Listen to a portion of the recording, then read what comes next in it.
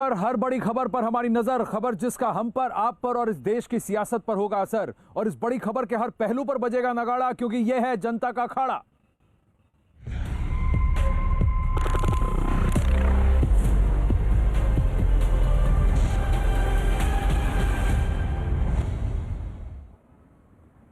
अखाड़ा में आज शुरुआत करेंगे इस वक्त की सबसे बड़ी खबर से, और ये भी किसान प्रोटेस्ट और इस आंदोलन से जुड़ा हुआ है, जहां सरकार के सूत्रों से हवाले से हमें पता लग रहा है कि ये जो बैंड टेररिस्ट आउटफिट है सिक्स फॉर जस्टिस, और इसके जो सरगना है जो कि टेररिस्ट करार दिए गए हैं भारतीय सरकार द्वारा, गुरपतवंत पन्नुम, इनका आउटफिट जो है कम से कम 2 करोड़ रुपए देने को तैयार है। उसका ऐलान किया है उसने कि अगर कोई भी खालिस्तानी झंडा गणतंत्र दिवस के दिन इंडिया गेट पर अगर फहराएगा तो उसे ये 2 करोड़ रुपए दिए जाएंगे। इसका ऐलान उन्होंने किया है। कल ही कोर्ट में, मैं आपको याद दिलाना चाहूंगा, हरीश साल्वे ने यह बात उठाई थी कि इन प्रदर्शनकारियों, किसानों के साथ ये उपद्रवी तत्व, ये खालिस्तानी तत्व भी घुस पड़े हैं और इनको कंट्रोल करना मुश्किल हो जाएगा, लॉ एंड ऑर्डर सिचुएशन हो सकता है। इसकी बात हरीश साल्वे ने छेड़ी थी, जिस पर चीफ जस्टिस ने पुष्टि मांगी थी अटॉर्नी जनरल से, जो कि सरकार की तरफ से सबसे बड़े वकील हैं, कि क्या ये हो सकता है कि नहीं, क्या आप इसकी पुष्टि कर सकते हैं। तो अटॉर्नी जनरल के वेणुगोपाल ने कहा था कि आज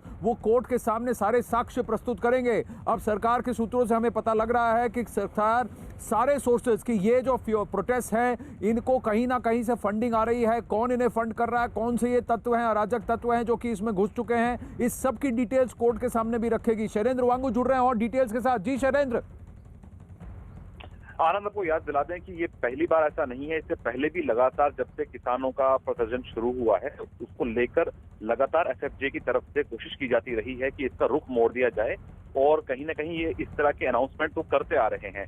नई जो अनाउंसमेंट आई है सिक्स फॉर जस्टिस की तरफ से, वो 11 जनवरी की है, जिसमें कहा गया है कि 26 जनवरी को इंडिया गेट पर खालिस्तान का झंडा जो लहराएगा उसको करीब $2,50,000 दिए जाएंगे, जो करीब 2 करोड़ रुपए के आसपास है। और वहीं उन्होंने ये भी कहा है कि किसान जो है वो केसरी ट्रैक्टर रैली निकाले। एक तरफ जहां दिल्ली में परेड हो रही होगी, तो पंजाब फार्मर से उन्होंने कहा है कि वो एक पैरेलल केसरी ट्रैक्टर रैली निकाले, और इसमें अगर कोई कानूनी कार्रवाई होती है तो उनका केस पे लड़ने के लिए तैयार है एसएफजे। तो कुल मिलाकर ये कहा जा सकता है कि किसानों को बरगलाने के लिए लगातार कोशिश की जा रही है, उनको उकसाने के लिए। हालांकि किसान लगातार ये कहते आ रहे हैं कि उनका किसी भी धार्मिक या किसी पॉलिटिकल एजेंडे पर वो काम नहीं कर रहे हैं। उनकी मांग सिर्फ जो तीनों कानूनों को लेकर ही सीमित है। खालिस्तान का एजेंडा उनका एजेंडा नहीं है, वो एसएफजे का एजेंडा है। हालांकि सरकार का भी ये दावा है कि इस पूरे मामले पर वो एक एफिडेविट भी जल्द पेश करेगी सुप्रीम कोर्ट में, जिसमें फंडिंग को लेकर या जो आईबी के बिहाफ पर जो फैक्ट सामने आ रहे हैं उसको लेकर एक रिपोर्ट पेश की जाएगी एफिडेविट के रूप में। लेकिन अब देखना ही होगा कि किसान किस तरह से इस पूरे मामले पर रिएक्ट करते हैं। हालांकि किसान ये कहते आ रहे हैं कि उनका एजेंडा खालिस्तान नहीं है, उनका एजेंडा सिर्फ और सिर्फ जो तीनों कानून है उनको वापस लेना है, यही उनकी मांग है। आनंद,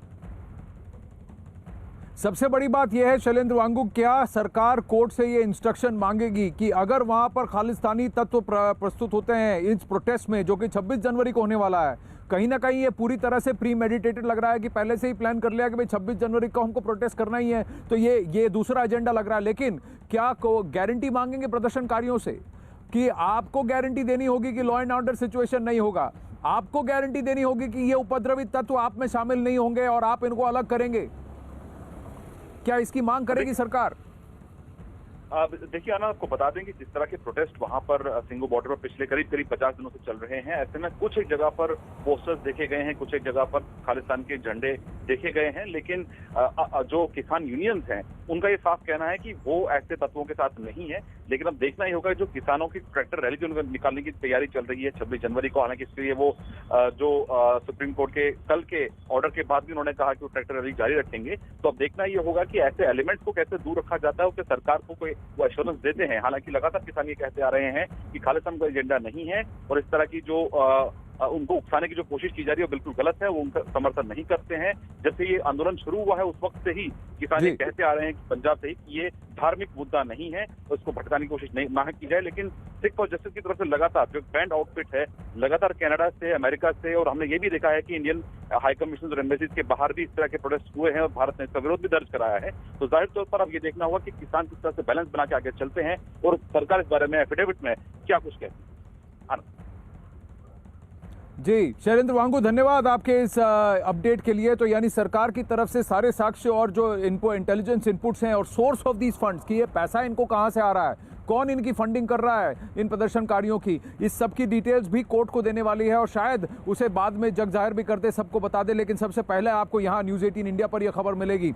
मैं आपको अखाड़ा में एक और चीज़ बताना चाहूँगा कि सुप्रीम कोर्ट द्वारा गठित पैनल पर सवाल उठाए जा रहे हैं। किसानों की मांगें, किसान के हित में फैसले हों, जो कानून पारित किए गए हैं क्या उनमें संशोधन होने चाहिए या उन कानूनों को पूरी तरह हटा देना चाहिए, इस बात की पुष्टि सुप्रीम कोर्ट की बेंच ने, जो कि चीफ जस्टिस प्रिसाइड कर रहे थे, उन्होंने ये डिसाइड किया कि 4 लोग होंगे जो कि इस पैनल में होंगे और इस पर कांग्रेस पार्टी सवाल उठा रही है। उसके सदस्य और भारतीय किसान यूनियन के अध्यक्ष भूपेंद्र सिंह मान कांग्रेस के समर्थक माने जाते हैं। मैं आपको एक एक करके डिटेल बताता हूं। दूसरी बात, उनसे जुड़ा है एक 2019 का एक वीडियो और कुछ ट्वीट जो सामने आए हैं जिसमें वो खुलकर कांग्रेस का समर्थन करते दिखे हैं। इस वीडियो में उन्होंने कांग्रेस और बीजेपी दोनों के घोषणा पत्र की तुलना करते हुए कांग्रेस का समर्थन किया। यही नहीं, 2019 के लोकसभा चुनाव के दौरान मैं आपको बताऊं कि उन्होंने पंजाब में कांग्रेस के उम्मीदवारों का समर्थन किया था, क्योंकि 2019 के कांग्रेस के मैनिफेस्टो में, लोकसभा चुनाव के मैनिफेस्टो में कांग्रेस ने इन्हीं कानूनों के बारे में बात की थी और कहा था कि यही कानून वो पारित करेंगे अगर वो सरकार में आते हैं। इसी वजह से मान साहब ने उस वक्त कांग्रेस के उम्मीदवारों का समर्थन किया था पंजाब में। दूसरी बात, 2019 के लोकसभा चुनाव उन्होंने और एक और बात मैं बताऊं कि उससे पहले वो सुप्रीम कोर्ट की बनाई कमेटी में शामिल हो, उसमें एक अशोक गुलाटी जी भी हैं, जो कि दशकों से मैं कह रहा हूं आपको कि वो किसान के हित के लिए संघर्ष करते आए हैं। हमेशा सिर्फ किसान की बात कही है और ये भी पूर्व प्रधानमंत्री मनमोहन सिंह की सरकार में एक बड़े पद पर थे। और इस कमेटी के एक और सदस्य भूपेंद्र सिंह मान का भी कांग्रेस कनेक्शन सामने आया है। लेकिन कांग्रेस नेता रणदीप सुरजेवाला ने पार्टी के संबंध से संबंधित और पार्टी से जुड़े हुए होना और इन लोगों का जो कि पैनल मेंबर्स हैं पिछली सरकार में यानी यूपीए की सरकार में उनका रोल अदा करना, इसको सिरे से नकार दिया। उन्होंने कहा देखिए ये पैनल हमको ठीक नहीं लग रहा। सुनिए। Every time formal manifestos used to be coming in and nothing concrete was happening. This time we find that there seems to be a policy shift with Congress manifesto. ऐसे व्यक्ति का कांग्रेस से कैसे जुड़ाव हो सकता है? मैंने इसीलिए आपको ये सवाल। देखिए, मैं आप ये कहें कि कोई 1947 में सदस्य रहा होगा। कांग्रेस पार्टी का स्टैंस क्या है? कांग्रेस पार्टी का स्टैंस है कि तीनों काले कानून गलत है और भूपेंद्र सिंह मान जी का क्या है कि वो मोदी जी के साथ है। मैंने आपको जो कहा कि ऐसे किसी व्यक्ति का कांग्रेस से ताल्लुकात हो ही नहीं सकता। सोचने वाली बात यह है कि जिस कांग्रेस पार्टी ने दशकों से यानी कि पिछले यूपीए 1 यूपीए 2 की सरकारों ने कहा था कि यही चीजें होनी चाहिए जो कि इन कानूनों के द्वारा हो रहा है किसानों के हित में, अब वो क्यों घूम गई, पलट गई? 2019 के मैनिफेस्टो में जो उन्होंने कहा उससे वो क्यों पलट गई? और पंजाब सरकार के जो कोविड रिपोर्ट था जो कि सितंबर 2020 में मोंटेक सिंह अहलूवालिया की पैरवी की अगुवाई में उस कमेटी का गठन हुआ था। उस कमेटी के जो रिपोर्ट्स थे उसमें कैप्टन अमरिंदर सिंह साहब के सिग्नेचर हैं, जहां पर इन्हीं रिफॉर्म्स के बारे में बात की जाती है और कहा जाता है कि किसान का हित है, इसमें इनको लागू किया जाना चाहिए। सितंबर 2020 की बात बता रहा हूं। तो ये दोगुलापन क्यों? और ये एजेंडा क्या है कि भाई 26 जनवरी तक कुछ भी हो ये प्रोटेस्ट चलने चाहिए? इस पर कई सारे सवाल उठे हैं। उधर केंद्रीय राज्य मंत्री कैलाश चौधरी जो हैं उन्होंने भी ये कहा है कि हमारी उम्मीद ये थी कि जो ये कानून है इन पर स्टे ना लगे, इनको सस्पेंड ना किया जाए, लेकिन सुप्रीम कोर्ट का जो फैसला है वो हमें मंजूर है। सुनिए। कोर्ट का जो फैसला आया सुप्रीम कोर्ट का किसानों के मसले पर, उस पर क्या कहना चाहेंगे? ऐसा है कि जो सुप्रीम कोर्ट का निर्णय आया है वो हमारी इच्छा के विरुद्ध है। हम तो चाहते थे कि इस कानून के ऊपर कोई स्टे नहीं लगे, लेकिन उसके बावजूद भी सुप्रीम कोर्ट का निर्णय वो सर्वमान्य है और हम उसके निर्णय को स्वागत करते हैं। और जो सुप्रीम कोर्ट ने कमेटी बनाई है और वो कमेटी निष्पक्ष जांच करेगी और किसानों से भी राय लेगी, किसान यूनियन के नेता हैं उनसे भी राय लेगी और देश के अन्य जो एक्सपर्टीज हैं उनसे भी राय लेकर और इस रिपोर्ट को सुप्रीम कोर्ट में पेश करेगी। तो निश्चित रूप से सुप्रीम कोर्ट का निर्णय आएगा वो सर्वमान्य होगा, ऐसा मुझे पूरा विश्वास है। कमेटी का आपने जो जिक्र किया, ये कांग्रेस अभी भी इसका विरोध कर रही है पूरी तरीके से, बिलों का, सरकार का और तमाम मुद्दों को लेकर। लेकिन जो कमेटी बनी है उसमें 2 ऐसे मेंबर हैं जो कांग्रेस के समर्थक माने जाते हैं। एक वीडियो भी वायरल हो रहा है और एक ऐसे सदस्य हैं जो मनमोहन सिंह सरकार में बड़े पद पर तैनात थे।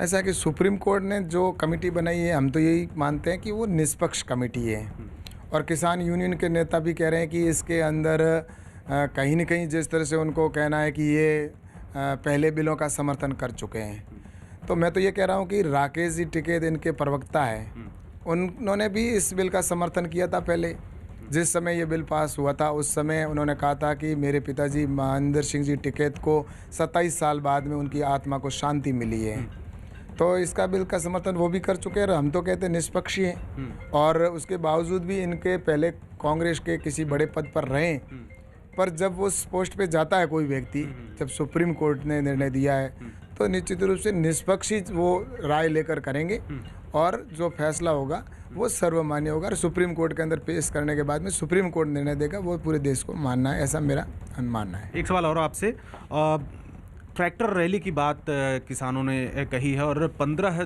तारीख को जो है दोबारा आप लोगों की बैठक के लिए उन लोगों को बोला है, न्योता दिया है, तो ये सब चीज़ें क्या स्मूथली तरीके से हो पाएंगी? हमें तो पूरा विश्वास है कि सब शांतिप्रिय होगा और किसान यूनियन के नेता भी बहुत, मैं सोचता हूँ कि समझदार हैं और जो 26 जनवरी और 15 अगस्त है ये हमारे राष्ट्रीय पर्व है और उसके अंदर अगर कहीं गतिरोध या अवरोध डालने का अगर वो बात करेंगे तो पूरे देश के अंदर एक देश। सोचने वाली बात है ना कि जो इन बातों के किसान संबंधी कानूनों में रिफॉर्म्स की बात करते आए थे, वही नेता आज इन कानूनों को हटाने की, उनको रद्द करने की बात क्यों कर रहे हैं? तो यानी जो यूपीए सरकार में थे, ऑफिशियल पोजीशंस पे थे, तब अशोक गुलाटी सही थे, तब मान साहब सही थे। अब क्योंकि सुप्रीम कोर्ट ने इनको निर्धारित किया और ये कहते हैं कि हम किसान के पक्ष में, किसान के हित में जो होगा वो हम कहेंगे, तो ये गलत हो गए। ये कैसे हो गया? ये दोगलापन नहीं हुआ? अशोक गुलाटी जी की अगर बात कहें तो आइए सुनिए केसी त्यागी जी क्या कहते हैं। वो यही कह रहे हैं कि जो व्यक्ति मनमोहन सिंह जी की सरकार के अंडर में किसान को फसल का क्या दाम मिले उसको निर्धारित करते थे, उसके खिलाफ क्यों बोल रही है आज कांग्रेस पार्टी?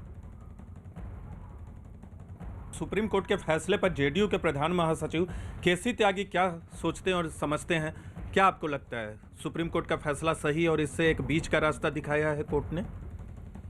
ये सुप्रीम कोर्ट की जो टीका टिप्पणी है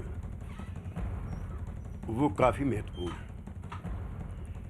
जो सरकारी आदेश है उस पर उन्होंने रोक लगाई है, वार्ता की संभावनाएं तलाश की हैं, 4 लोगों की कमेटी बनाई है।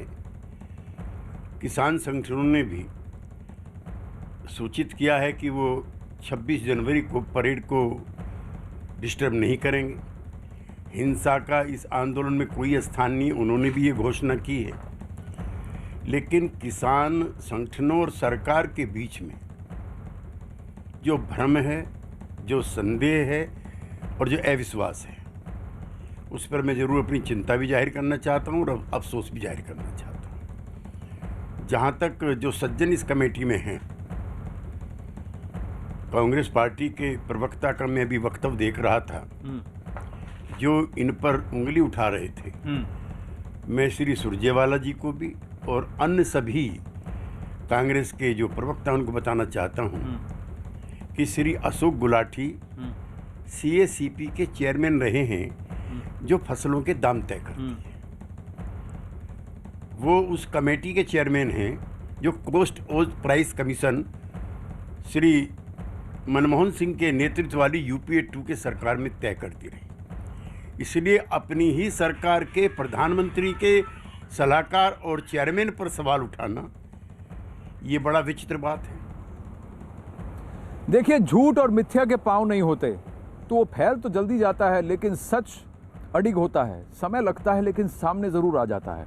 एक बात मैं आपसे पूछना चाहूँगा और आप भी सोचिए इसको कि कुछ हजार किसान पंजाब और हरियाणा के क्या देश भर के 16-17 करोड़ किसानों का नेतृत्व रिप्रेजेंटेशन कर सकते हैं? कम से कम 60 करोड़ लोगों को की जीविका, उनके जीवन में, सब में एक फर्क पड़ेगा अगर ये कानून किसान के हित में नहीं होते। अब आइए आपको उन किसानों से मिलाते हैं जो कि इन नए कानूनों का लाभ उठा रहे हैं। अब सुप्रीम कोर्ट ने तो इसको एक छोटे इंडेफिनिट टाइम के लिए नहीं, लेकिन कुछ समय के लिए तो इम्प्लीमेंटेशन पे रोक लगा दी है इन कानूनों के। अब ये किसान क्या सोचते हैं, इन किसानों को जिनको फायदा पहुंचा है वो क्या सोचते हैं, वो क्या कहते हैं, उनका ओपिनियन क्या है, आइए आज अखाड़ा में ये पहलू भी आपको दिखाते हैं। सबसे पहले चलेंगे हम मुजफ्फरनगर, जहां दीपक बिष्ट मौजूद हैं किसानों के साथ। उसके बाद हम रुख करेंगे महाराष्ट्र की ओर, जहां अगाड़ी में एनसीपी हाँ कर रही है तो कांग्रेस ना, लेकिन पालघर में किसान क्या कह रहे हैं अभिषेक पांडे बताएंगे। लेकिन सबसे पहले मुजफ्फरनगर चलते हैं, दीपक बिष्ट। देखिए, बिल्कुल यहाँ पर जो किसान हैं उनकी राय सबसे अलग है और ये शुरुआत से ही समर्थन करते हुए आए हैं। और यहाँ पर मैं उनसे बात करूँगा। आप ये बताइए कि कमेटी बनाई गई है सुप्रीम कोर्ट के द्वारा, हालांकि स्टे लगा दिया गया है, लेकिन फिर भी किसान वहाँ से जाने के लिए तैयार नहीं है। अब क्यों नहीं जाना चाहते? जो हमें लगता है वास्तव में कि ये एक किसान आंदोलन के नाम पे केवल एक षड्यंत्र हो रहा आज देश के साथ जो है, क्योंकि पहले से ही सरकार प्रयास करती आई है और किसानों के इस बिल को लेकर के जो भी वो मांग रखी गई है उस मांग को मानती हुई आ रही है। पहला कहा एमएसपी पे कुछ लोग गए, एमएसपी को तैयार हो गए, अब कुछ और मुद्दे उठाए उसको तैयार हो गए, फिर लास्ट में आ गए कि आप बिल वापस लो। तो ये बिल को लेकर के या उसको लेकर के नहीं है, ये एक राजनीतिक षड्यंत्र हो रहा है वहाँ पर बैठ करके जो है।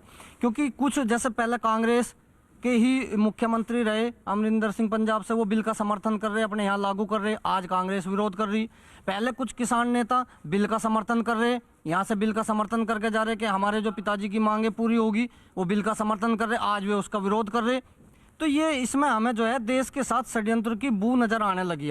अब ये जो है आंदोलन किसान आंदोलन नहीं हो रहा, ये देश के साथ षड्यंत्र। दीपक मैं आपकी ओर रुख करता हूं, जरा मुझे 2 मिनट दीजिए। एक बहुत बड़ी खबर आ रही है अखाड़ा में, इस पर रुख करेंगे सीधा। बड़ी खबर आ रही है और ये भी दिल्ली से। तृणमूल कांग्रेस के पूर्व राज्यसभा सांसद केडी सिंह को एनफोर्समेंट डायरेक्टरेट ने मनी लॉन्ड्रिंग मामले में पूछताछ के बाद गिरफ्तार कर लिया है। बहुत बड़ी डेवलपमेंट है, इसके लिए जाएंगे डिटेल्स और लाने के लिए शंकर आनंद या हमारे दूसरे रिपोर्टर के पास जाएंगे, क्योंकि एनफोर्समेंट डायरेक्टरेट ने मनी लॉन्ड्रिंग केस में केडी सिंह की गिरफ्तारी की है।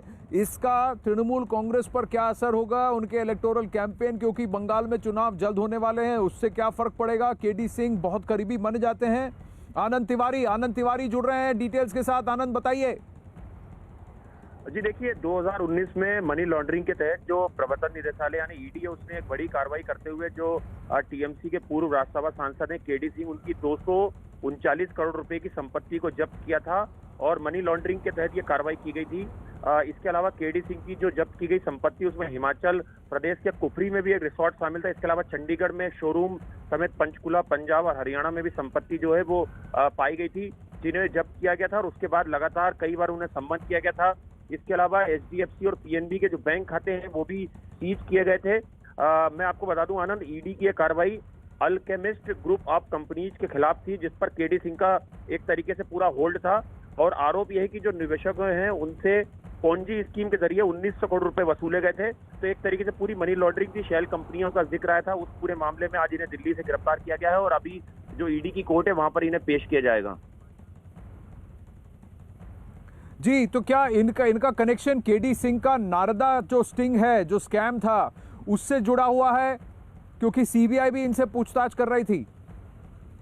जी देखिए, बिल्कुल कई मामले हैं जिसको लेकर लगातार सीबीआई और ईडी की जो तफ्तीश है वो केडी सिंह के ऊपर की जा रही थी। उनसे जुड़े जो एसोसिएट थे या जो कंपनियां थी या जो बैंक खाते थे उन्हें सीज किया गया था।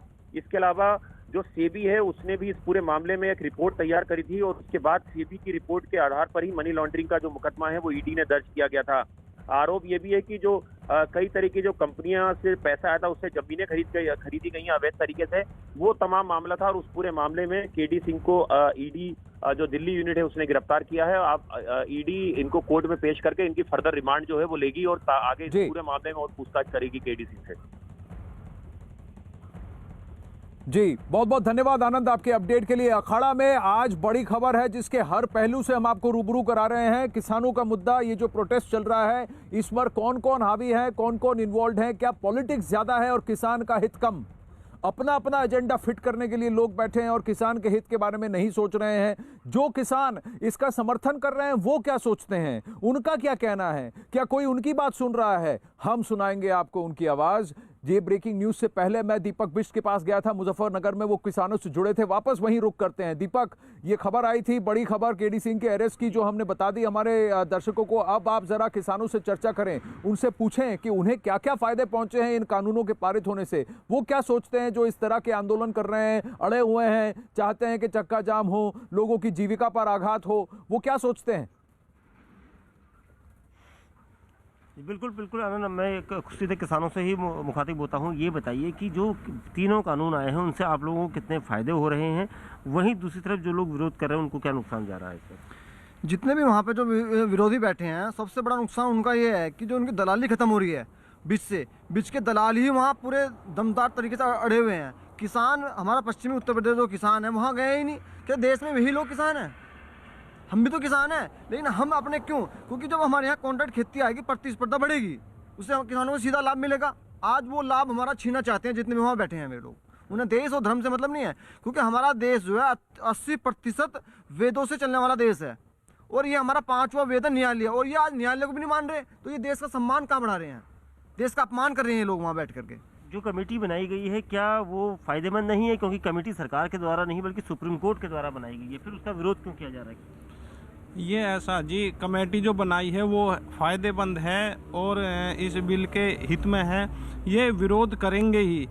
इनका जो मकसद है, इनका है देश में अस्थिरता फैलाना और ज़्यादा हंगामा बढ़ाना। तो इसलिए ये इस कमेटी का भी विरोध करेंगे और कर रहे हैं। आपको लगता है कि इस विरोध से कई किसानों को नहीं बल्कि करोड़ों किसानों को नुकसान पहुँच रहा है? हाँ जी, इसमें ये बात है, जो महासिक बैठे हैं वे किसान कम है, दलाल ज़्यादा है। 10-20 किसान उन्होंने अपने साथ लगा रखे। इससे में 10-20 किसान ये दलाल और 10-20 किसान मिलकर चाह रहे हैं कि पूरे देश का जो किसान है उसको ये लाभ ना मिल पावे। आपको फ़ायदा हुआ है इस कानून से? हाँ जी, इस कानून से हमें फ़ायदा होगा। आज हमारी फसल के खरीदार 1 हैं, आने वाले समय में 50 होंगे, 100 होंगे। जितने खरीदार बढ़ेंगे बिल्कुल बिल्कुल आनंद, ये यहाँ के किसान कहते हैं कि उनको इससे फ़ायदा हो रहा है। दीपक, आपकी चर्चा जारी है। आप मुजफ्फरनगर के किसानों ने क्या कहा, हमारे दर्शकों ने सुना। अब मैं जरा महाराष्ट्र की ओर जाना चाहता हूं। महाराष्ट्र में से इतने सारे केसेस सामने आए हैं जहां किसानों को, गरीब किसानों को फायदा पहुंचा है नए कानूनों की वजह से, और वहां अब इस आघाड़ी की तिकड़म में से दो में अनबन हो गई है, क्योंकि एनसीपी ने तो हाँ कह दिया सुप्रीम कोर्ट के फैसले पर और कहा बातचीत होनी चाहिए, किसान के पक्ष में बात होनी चाहिए। वहाँ कांग्रेस ने ना कहा है। इस हाना में आइए पालघर चलते हैं। अभिषेक पांडे वहाँ जुड़ रहे हैं हमारे साथ, कुछ किसानों के साथ। महाराष्ट्र के शेतकरी क्या कहते हैं, अभिषेक? आनंद, बिल्कुल आघाड़ी में जिस तरीके से आपस में मतभेद है वैसा किसानों में बिल्कुल नहीं दिख रहा है, क्योंकि किसान जो इस बिल के सपोर्ट में है, ये नए नियमों के सपोर्ट में है, क्योंकि तमाम सारे जो ऐसी दुविधाएं थी, इनको एपीएमसी मार्केट और दूसरी चीज़ों से दो चार होना पड़ता था। अब फिलहाल उस सारी ये नए बिल से, नए नियम से जिस तरीके से लगातार कई बंधनों से मुक्ति मिलेगी। किसानों से बात करते हैं। काका, आप बताइए कि ये जो नए नियम आए हैं उसको किस तरीके से आप सपोर्ट करते हो, कैसे देखते हैं इस नए नियम को? देखो, हम महाराष्ट्र के किसान हैं, फसल पैदा करते हैं और कोई सब्जियाँ भी फसल करते हैं, तो उसका उचित निर्णय हो कि किसाने के बाजू में हो। जो सरकार कर रहे हैं उस किसानों के, गरीब किसानों के बाजू में कर रहे हो, तो उसमें बाजू के पार्टी का क्या है? अभी सबका सोच तो यह है कि किसानों का, जो दुखी किसान है, उसको अच्छा मार्ग मिले, अच्छा मार्केट मिल गए और उसको उत्साह निर्माण हो। ऐसा ही होना चाहिए, ऐसा सरकार के उत्साह निर्माण हो। आप बताइए कि किस तरीके से आप लगातार आप फूलों की खेती करते हैं, आप सब्जियों की खेती करते हैं, कैसे देखते हैं जो नए किसान कानून बने हैं उसको लेकर के? आप सपोर्ट करते हैं या उसमें कोई दिक्कतें हैं? नहीं, ज़रूर सपोर्ट करते हैं। जो भी कानून बना है किसान के फ़ायदे के लिए बना है। जो किसान भाई हमारे बॉर्डर पे उपोषण कर रहे, आंदोलन कर रहे, उनके भी साथ में हूँ, क्योंकि मैं किसान हूँ। लेकिन जो भी गवर्नमेंट ने निर्णय लिया है ये किसान के हित का है।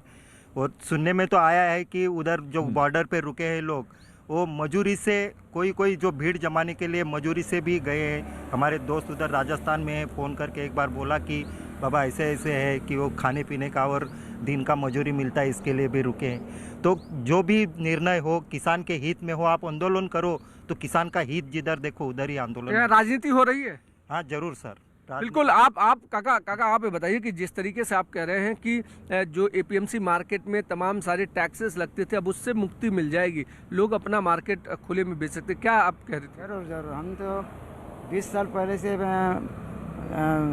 सब्जी उगा रहे थे, वो बेच रहे थे। लेकिन क्या एपीएमसी मार्केट में हमारा माल जाता है, लेकिन उधर हमारी दलाली आड़त वो सब काट के हमारे हाथ में कुछ नहीं आता। वो काट के किसान का माल किसान बेचना मांगता है, इसलिए जो सरकार ने कानून बनाया है उसके साथ हम लोग हैं। बिल्कुल। देखिए ये अलग अलग आनंद भले चाहे अभिषेक देखिए वहाँ के शेतकरी कहते हैं आंदोलन करो लेकिन जो भी करो किसान के हित में करो, किसान का अहित मत करो। कौन किसान का हित कर रहा है कौन अहित, हम साफ कर रहे हैं आपको कि देखिए दोगलापन किसका रहा। लेकिन अभी फिलहाल एक और ब्रेकिंग ये पश्चिम बंगाल से बड़ी खबर आ रही है यहाँ अखाड़ा में कि बर्धमान पहुंचे राज्य के मंत्री सिद्दीकुल्ला चौधरी को लोगों के विरोध का सामना करना पड़ा है। वो किसान विरोधी इन कानूनों के विरोध में हो रहे एक प्रदर्शन में शरीक होने गए थे वहां सिद्दीकुल्ला चौधरी, जिसकी वजह से वहां भारी जाम लग गया। तो लोग जो परेशान हुए त्राहित हुए उन्होंने कहा देखिए त्रस्त हुए, देखिए हटाइए इस जगह को, खाली कीजिए सड़कों को। तो जब उन्होंने मना कर दिया तो फिर वहां अनबन हो गई, बहस छिड़ने लगी। तो सिद्दीकुल्ला चौधरी खुद डंडा लेके पहुंच गए हैं इस भीड़ के पास। ये खबरें आ रही हैं, ये आपको तस्वीरें हम दिखा रहे हैं, जरा जाएंगे सीधा। ये देखिए प्रदर्शनकारियों से भीड़ ने कहा, लोगों ने कहा देखिए जाम क्यों लगा रखा है, आप प्रदर्शन करना करिए लेकिन लोगों को परेशान मत करिए। तो वहां अनबन हो गई और फिर बहस छिड़ गई। और देखिए सिद्दीकुल्ला चौधरी क्या कर रहे हैं, बंगाल के लोगों पर ही डंडा चला रहे हैं क्योंकि उनका एजेंडा वो फिट नहीं हो रहा। बंगाल में इस वक्त ये दृश्य जो आप देख रहे हैं ये एक स्टेटमेंट है कि तृणमूल कांग्रेस क्या अपने पूरे एजेंडा को ही भूल गया है। हम कोशिश करेंगे आशिका सिंह से जुड़ने की, लेकिन यहाँ ये देखिए सिद्दीकुल्ला चौधरी को वहां पर भीड़ ने ही सुना दिया और वो डंडा लेकर भीड़ के पीछे ही पड़ गए।